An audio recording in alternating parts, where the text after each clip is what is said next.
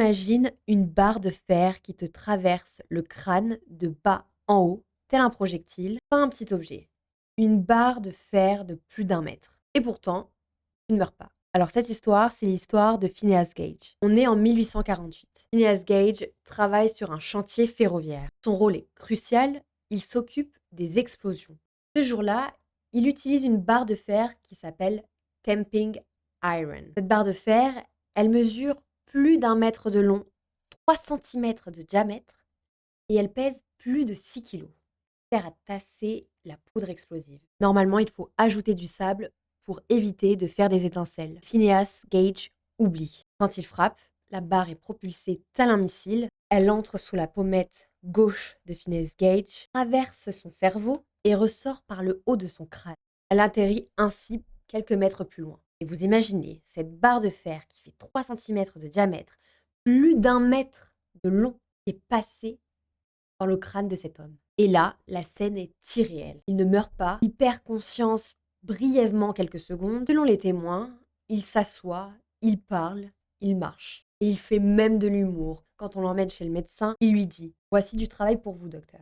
Le médecin nettoie sa plaie, enlève les fragments d'os visibles dans le crâne et laisse la blessure ouverte pour drainer. À l'époque, il n'y a pas d'anesthésie moderne, pas d'antibiotiques. Et pourtant, Phineas Gage survit. Dans les semaines qui vont suivre, il a des infections, de la fièvre, du pus et des gonflements au cerveau. À un moment, les médecins pensent qu'il va mourir, mais non. Il récupère physiquement peu à peu après l'incident. C'est là que tout change. Pour vous remettre dans le contexte, avant Phineas Gage, on ne savait pas vraiment à quoi servaient les différentes parties du cerveau. Mais Phineas Gage est bien vivant. Il parle, il marche, il mange, il se souvient même. Mais il n'est plus lui-même.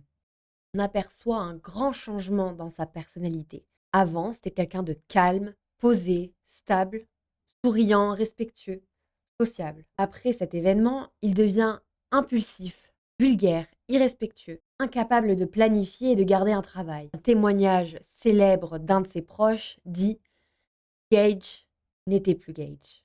Ce que ça signifie, c'est que la barre de fer a détruit le lobe frontal. Le rôle du lobe frontal, c'est de contrôler les émotions. Il agit également sur la prise de décision, la personnalité et même le comportement social. Donc, une blessure physique au cerveau peut changer qui tu es. Grâce à lui, les scientifiques vont comprendre que le cerveau n'est pas juste une masse uniforme, mais que chaque zone a une fonction.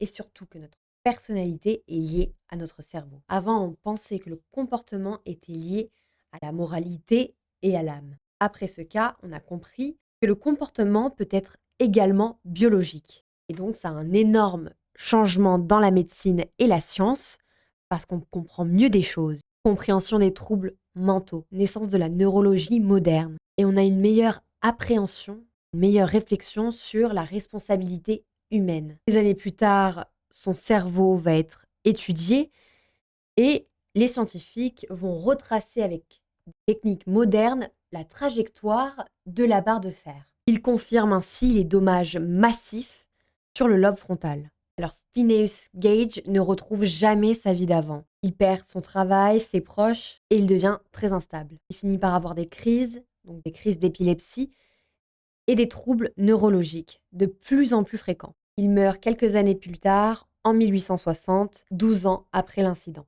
Si tu as aimé cette histoire, n'hésite pas à me le dire et abonne-toi. Merci.